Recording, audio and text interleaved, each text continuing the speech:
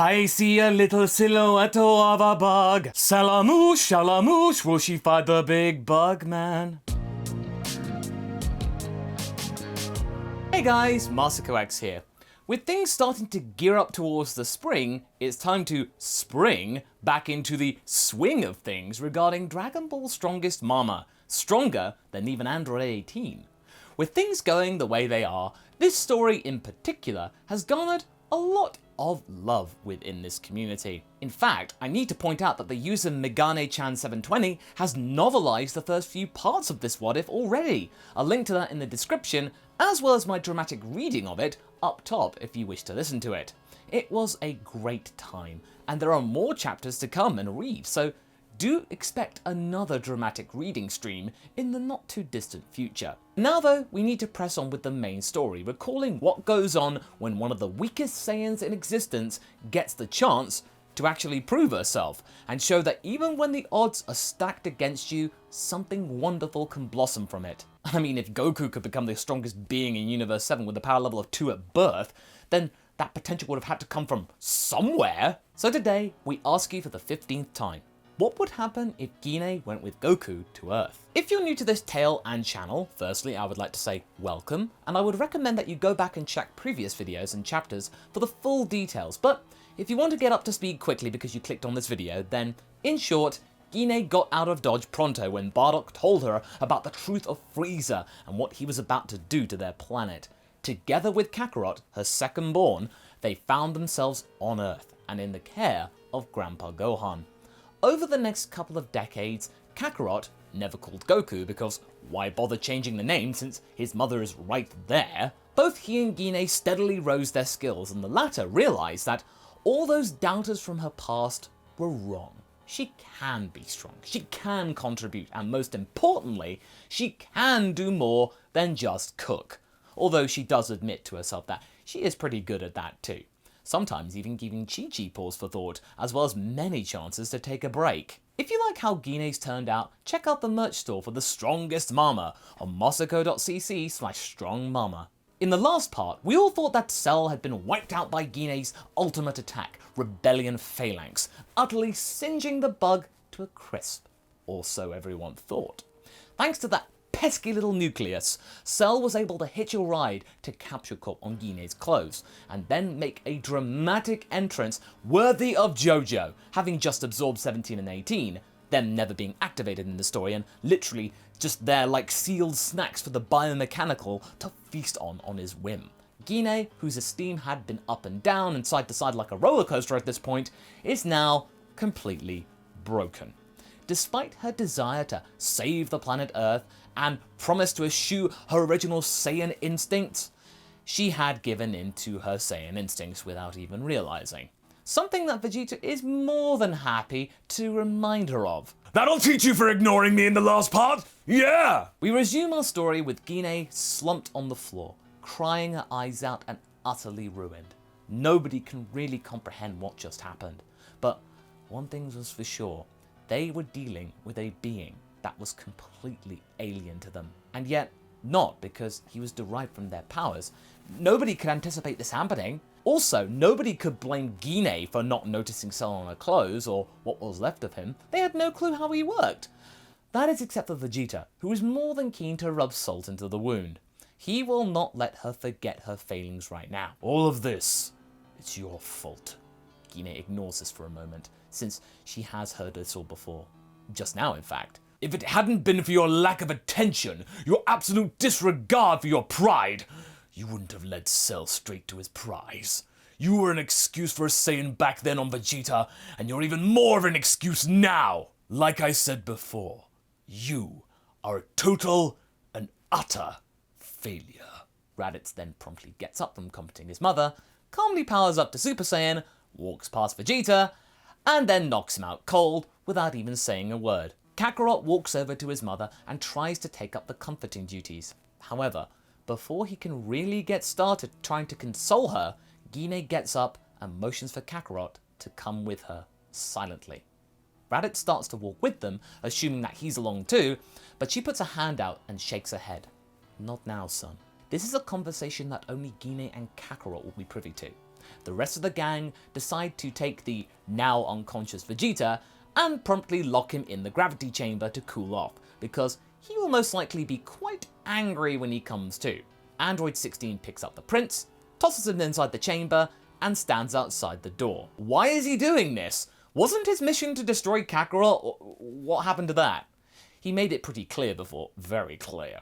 The droid can sense this confusion and explains his position. Cell is a much greater threat at this time, and Kakarot's mother made me realize that. She has earned my respect. Thusly, I will do what is necessary for her to not be harmed, and that includes emotional harm. He motions to Vegeta's frame on the floor of the chamber. Everybody gets it now, and they nod as they bolt the doors shut. 16 walks towards the frame of the door and stands there. As that's going on, Gine and Kakarot have gone outside. Kakarot, we've got to go. Go? Where? Train. Train harder than either of us have done before. Kakarot is blindsided by this somber mood. I mean, sure, it was great to hear his mother wanting to train with him and her suggesting this, not him. But on the other hand, it felt a little hollow. This was not going to be your typical sparring session or anything like that. This felt different this time. It was like a heart wasn't in it. It's just all wrong. Come with me, son. Gine lifts up into the air and flies off in the direction of the lookout. Kakarot follows, albeit apprehensively. When they arrive at said lookout, Kami is there, and he could have sensed everything going on, as well as what Gine had in mind. The chamber's ready for you, Gine. Remember, you cannot use it for a third time. I won't need it after all this is done. Kakarot is getting very worried by this, not sure whether he actually wants to train with his mother anymore. Kakarot, you might remember this room from your training long ago. Hopefully you'll be able to stomach it this time. Kami's trying to lighten the mood, and Kakarot puts on a fake smile. Yeah, I hope so. Gine walks into the room with the door left open, Mr. Popo motioning for Kakarot to follow. Hey, Kami? Yes? What's going on with my mom? Kami closes his eyes and sighs. She's doing what she feels that she must do. Vegeta's words hurt her greatly. I feel that a part of her spirit is irreparably damaged. Kakarot! Kami stops talking, Gine shouting from behind, looking nervous, and motions for the Saiyan to go inside already. He gulps and does so, the door slamming shut behind him. With their energies disappearing at once, Raditz realizes where they've gone and turns to face the rest of the Dragon team. Things have gotten serious, everyone! My mother and brother are off training in the Room of Spirit and Time. That means that we have to train ourselves hard to ensure that Cell doesn't try any funny business whilst they are in there. You never know what he might do. Same goes for Vegeta. After what he tried to do to my mother, I'm surprised that I haven't clasped my hands around his tiny throat already. Now, Trunks would tell Raditz to cut out that talk about his father, but right now, he feels the same way pretty much, albeit, less forward. If he likes that blasted chamber so much, he can have it all to himself. Gohan is determined to train as well, and he asks his uncle Raditz if he can train with him too in that room. Raditz, who'd only just gotten to the fact that he was an uncle and being called one, is actually rather touched by this, that the kid wants to, and he accepts the request. Ideally, your father or grandmother should be training you, but you know what? As your uncle, I will gladly step in and do what I can. They fist bump, the boy excited to get to spend some time with his uncle. Man, he's going to be missing that kid when all this is said and done. Cell, in the depths of the prairies, is busy putting together his arena for the Cell Games. As he is preparing this battleground, he takes a moment to try and sense all the energies around him, and he likes what he senses. How flustered they all are. Gine and Kakarot have disappeared, but he remembers the last time that this happened and what it resulted in, Gine returning stronger than ever. He assumes that the same thing might happen here. Well, seems like I won't be as bored as I thought I would be. Good. I was starting to worry, what with all the calamity that's been going on right now, that they'll just fall over like nothing. With the inclusion of Gine's DNA, this Cell is a little more emotionally attuned than before, which means he has a little more awareness of how to read people, and that will prove to be quite useful in a battle situation. It means that his Frieza has got a very fascinating counterweight going for it. Back in the chamber, the mood is absolutely dire. Gine hasn't smiled in weeks. All of said action done by Kakarot, and even that was starting to diminish. The morale was low. This was definitely not like the early days of the two of them training. Not even during the time of the Namek saga, when Kakarot could really sense a feeling of vigor and pride, despite Gine thinking that she was done. Here, she's just going through the motions. It's not the same. The mother that he had known all his life was replaced with some kind of robotic facsimile of her. This isn't the same turmoil that we saw with Raditz, like in the earlier chapters. This version of the Saiyan mother seemed to just be utterly devoid of her charm and personality. It was almost like Vegeta had just wasted it with words, rather than punches or energy blasts. One day, Kakarot has reached breaking point, and he confronts his mother and demands for her to tell him what is wrong. After trying to brush this off for months, Gine cannot resist ignoring her son any longer. She mutters, "I'm tired." "You're what?" "Tired. Tired of all of this training and defending the Earth. I wasn't made for this. I was meant to be a cook of all things." Kakarot then mentions that they could always just leave the chamber if that's what she wants, if she wants to call it quits. Gine shakes her head, tears streaming down her face. "I can't. It's my fault Cell's still out there. I have to beat him, to right this wrong.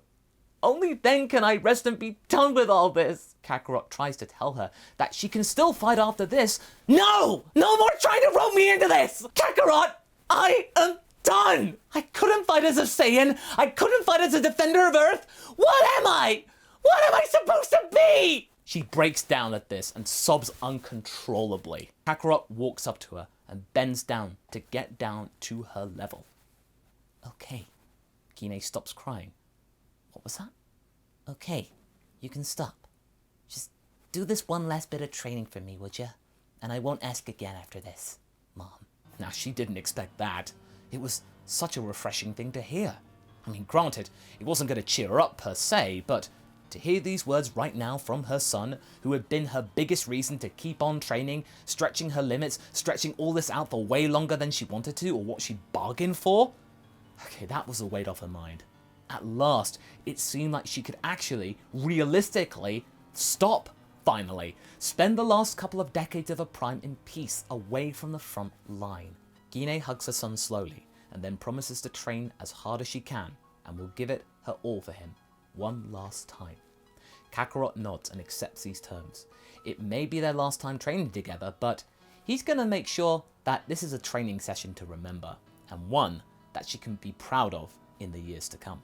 Now let's get back to Earth. Vegeta, who had regained consciousness, finds himself locked in the gravity chamber. Confused as to how he even got here. Oh well, whatever. He walks over to the door and tries to open it. Nothing. It won't unlock. That's odd. He tries again. Nothing. He slams the console next to the door. Still nothing. He then shouts out for someone to come and open the door for him. Negative, Says a robotic voice outside. My orders are to ensure that your training is uninterrupted. Listen here, you bag of bolts! I don't want to train right now! I need to eat! I am hungry! With these words, a hatch opens nearby. Where normally training droids would appear for the Saiyan, a bag of food drops onto the floor, and a video screen appears. It's Bulma on the other end. "Rise and shine, honey! You better get yourself prepared for your epic training session! It's gonna be a long one!" Training...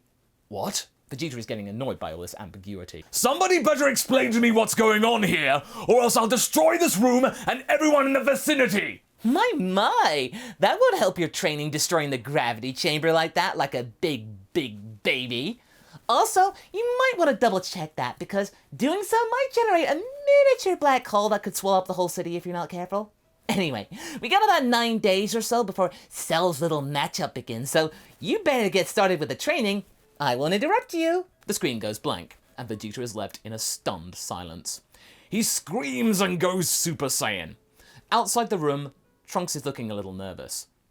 Are you sure this is for the best, Mom? All he does is train, so what else is new? The next day, Gine and Kakarot emerge from the chamber, their clothes battered and torn, but they are both in their Super Saiyan state, what we know as full power Super Saiyan. They have been able to focus their power and sustain it, which is like in the original. When they exit, they are surprised to see Raditz and Gohan already there to meet them. Raditz explains that Gohan requested that he train with his uncle, to which Goku is surprised to hear this. Please, Dad, I want to do my part for the planet. I would ask you to help me, but you and Grandma are busy. Kakarot looks to his brother and nods. Take good care of him, bro. I want him back in one piece. You got it! Raditz giving him a thumbs up, and then gives his mother a big hug. Nervously at first, not sure what the mood is right now, but yeah, it's all good. It's good to see you, Raditz. Give it all you got in there. I want you and my grandson to end up being stronger than me after all this. The tall Saiyan is surprised to hear this new spirit. He turns to Kakarot to ask what happened in there, and his brother explains that they managed to settle things out inside, and that both of them have come on leaps and bounds. In any case, the next week or so is going to be very interesting to witness, and that's where we're going to be leaving things for right now. So what do you guys think? Will Gine's last push for the people of Earth be enough to stop Cell? What will Raditz and Gohan get up to inside the room? Leave a comment below and let's get this discussion going, and I shall see you in the next video. Catch you later!